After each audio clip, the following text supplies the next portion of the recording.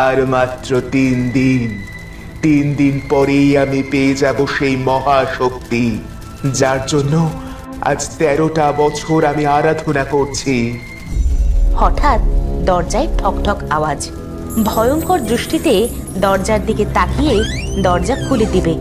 একটা কালো সাপ ভিতরে প্রবেশ করবে।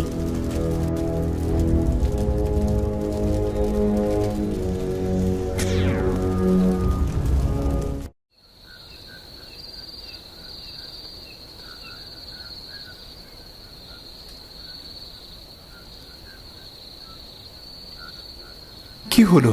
তোমায় এমন দেখাচ্ছে কেন? কোনো দুঃস্বপ্ন দেখেছো? জি মহারাজ, সেই স্বপ্ন। আহা, তোমাকে কত করে বলেছি এসব নিয়ে ভেবো না। 13টা বছর পার হয়ে গেছে, এখন আর কিছুই হবে না। আমি তো ভাবি না মহারাজ, কিন্তু হঠাৎ ওই স্বপ্ন দেখলাম কেন? আমার খুব ভয় করছে। কিচ্ছু হবে না, তুমি একদম চিন্তা করো না, ঘুমাও। তাই যেন হয়।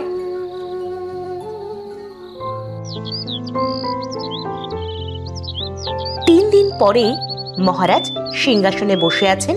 এমন সময় এক প্রহরী এসে, মহারাজ, একজন আপনার সাথে দেখা করতে চাইছেন। তুমি বলনি কি এখন আমার দেখা করার সময় না? এখন আমি দেখা করব না। মহারাজ বলছি, কিন্তু তিনি তো নাছর বান্দা, যাবেন না।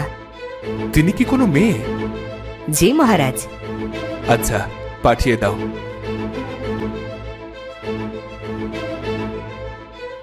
মেয়েটি এসেই মহারাজের সামনে বসে কান্না শুরু করবে। মেয়েটির মাজায় বেল্টের মতো একটা দড়ি বাঁধা। কি হলো? কে তুমি মেয়ে? আর কাঁদছো কেন? মহারাজ, আমার নাম মায়া। আমার কেউ নেই। আগে এক জায়গাতে কাজ করতাম, সেখানকার সবাই অন্য দেশে চলে গেছে। আমাকে দয়া করে রাজপ্রাসাদের কোনো একটা কাজ দিয়ে রাখুন। এভাবে কাজ দাও বললেই তো কাজ দেওয়া যায় না। আমাকে পরীক্ষামূলক ভাবে রাখুন। আমি সব কাজ পারি মহারাজ। আমার কাজ পছন্দ না হলে আপনি আমাকে বের করে দিয়েন। আচ্ছা, আজ থেকে তুমি রানীর সেবা করবে। প্রহরী, কে আছো? যাও, ওনাকে রানীর কাছে নিয়ে যাও আর বলো নতুন দাসী। আপনাকে অনেক অনেক ধন্যবাদ মহারাজ।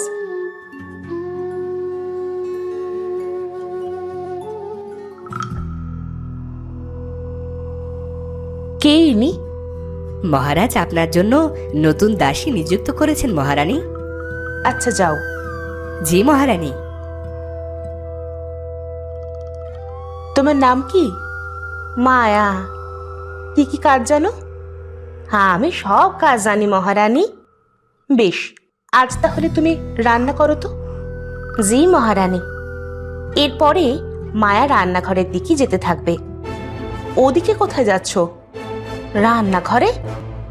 ওদিকে রান্নাঘর তুমি কিভাবে জানো? মনে হলো। আচ্ছা, যাও তাহলে, রান্নাটা করো। রাতের বেলা মহারাজ এবং মহারানী শুয়ে আছেন। কি ইরা, তোমার নতুন দাসী পছন্দ হয়েছে? জি মহারাজ, তার রান্না তো আজ খেলাম, অসাধারণ।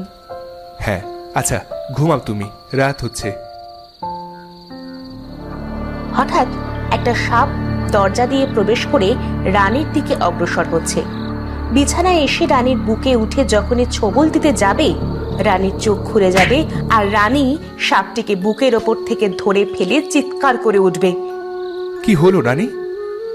সাপ, আমাকে বাঁচান। দেখো তো কোথায় সাপ? কই, কোনো সাপ তো নেই। না না, আমি দেখেছি, আমার বুকে পড়ে উঠেছিল আর দরজার সামনে কেউ একটা ছিল।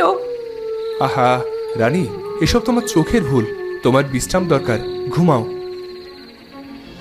না না না, আমি প্রথমবারই ব্যর্থ হলাম। আর একটুর জন্য রানী বেঁচে গেল, কিন্তু আমাকে তো প্রতিশোধ নিতেই হবে। এবার আমাকে দ্বিতীয় চাল চালতে হবে।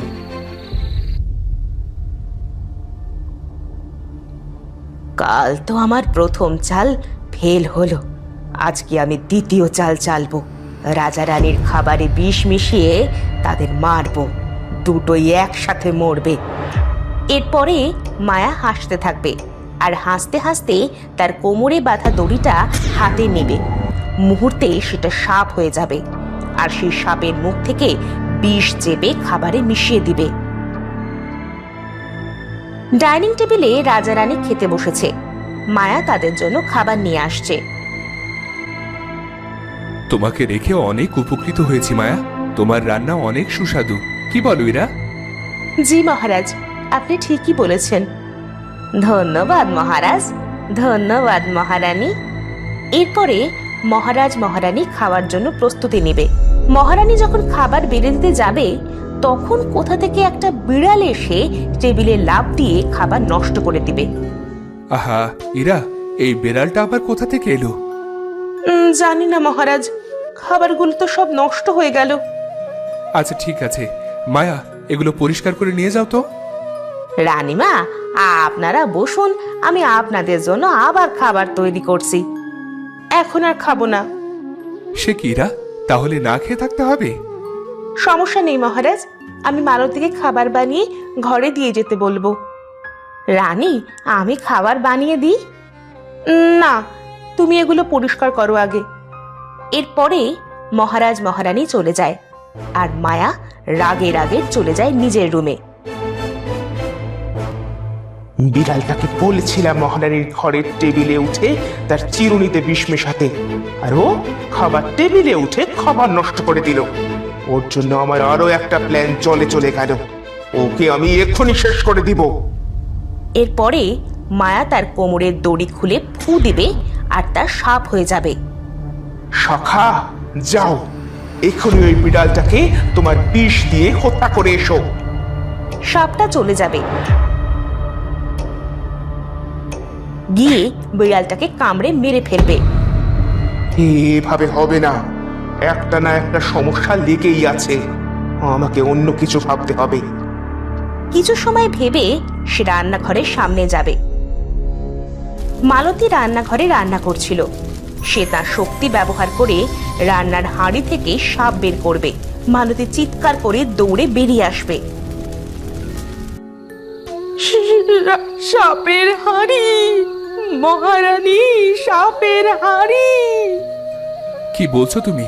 কিছুই তো বুঝতে পারছি না। মহারাজ, সাপের হাঁড়ি। কি হয়েছে স্পষ্ট করে বলো, তুমি এত ভয় পেয়ে আছো কেন? আমি রান্না করতে গিয়েছিলাম, তখন হাঁড়ি থেকে সাপ বের হচ্ছে। কি সব আবুল তাবুল বলছো? আমি ঠিকই বলছি মহারাজ। আচ্ছা আচ্ছা, তুমি যাও, আজ তোমার ছুটি। আজ তাহলে না খেয়ে থাকতে হবে, তাছাড়া কি আর করার। রাত হয়ে গেছে, ঘুমান। আজ না খেয়েই থাকতে হবে।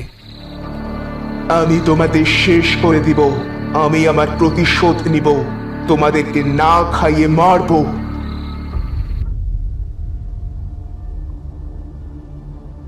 মহারানী, সাপের হাঁড়ি, সাপের হাঁড়ি মহারানী।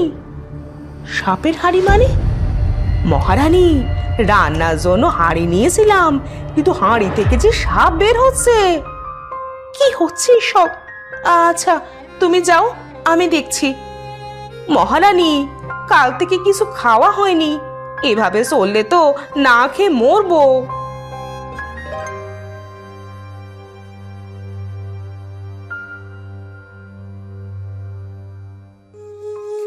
কি হয়েছে এরা?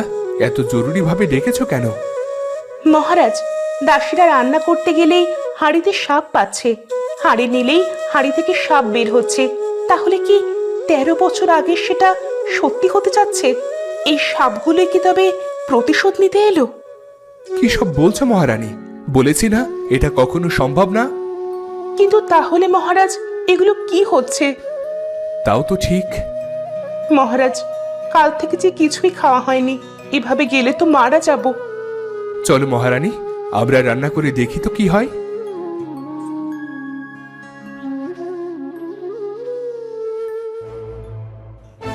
কিন্তু তারা যাওয়ার পরে যখনই হাঁড়ি নিতে যাবে রান্না করার জন্য, তখন হাঁড়ি থেকে সাপ বেরোতে থাকবে, আর সেগুলো মহারাজ এবং মহারানীর দিকে কামড়াতে অগ্রসর হবে। মহারাজ, এক্ষুনি এখান থেকে বেরিয়ে চলুন। এইসব কি হচ্ছে এরা? মহারাজ, এখন কথা বলার সময় নয়, আপনি তাড়াতাড়ি বেরিয়ে চলুন।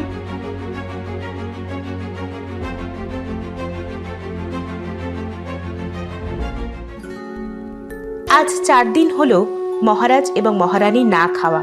সাপের ভয়ে মালতী সহ প্রায় সব দাস দাসী চাকরি ছেড়ে চলে গেছে। প্রাসাদে রান্না করতে গেলেই হাঁড়ি থেকে সাপ বের হচ্ছে। তোমার কথাই ঠিক রানী, সে সত্যি সত্যি প্রতিশোধ নিতে এসেছে। আমাদের এবার না খেয়ে মরতে হবে। ও কথা বলবেন না মহারাজ। আচ্ছা, কে সে? তাকে তো শেষ করতে পারলেই সব সমস্যার সমাধান হয়ে যায়। মহারাজ, মায়া প্রাসাদে আসার পর থেকেই যত সমস্যা শুরু হয়েছে। আর ও যেদিন এসেছিল একা একাই রান্নাঘরের দিকে চলে যাচ্ছিল। ও যেদিন আসছিল আমি সাপ দেখেছিলাম, আর হয়তো দরজার কাছে ওই ছিল।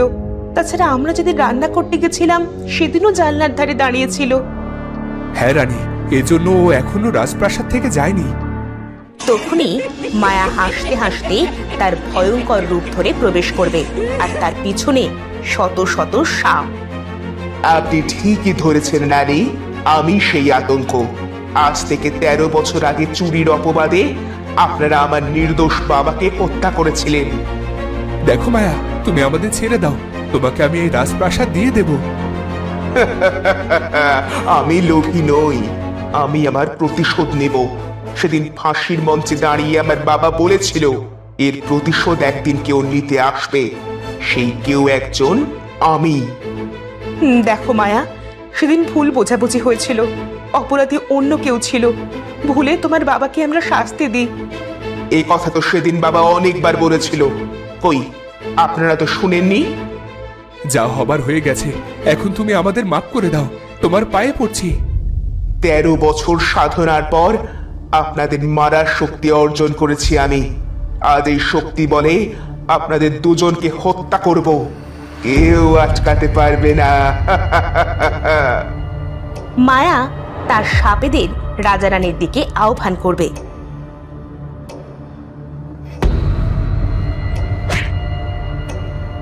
মহারাজ, মহারানী, পালান পালান। রাজা রানী পিছনের দরজা দিয়ে পালাবে, আর মালতী পালাতে পারলেও তাকে 2-1টা সাপ কামড়ে দিবে।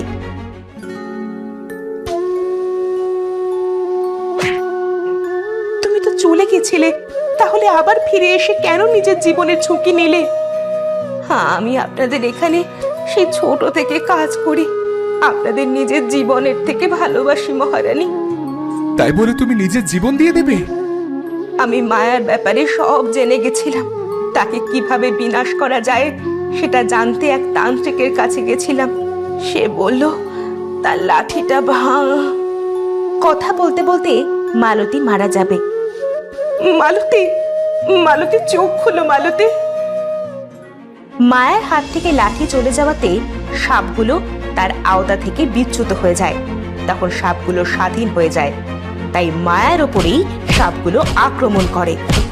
বাঁচাও, বাঁচাও! তো বন্ধুরা, ভিডিওটি কেমন লাগলো? যদি ভালো লাগে চ্যানেলটি সাবস্ক্রাইব করে বেল আইকনটি বাজিয়ে দিও। দেখা হচ্ছে পরের ভিডিওতে। ধন্যবাদ।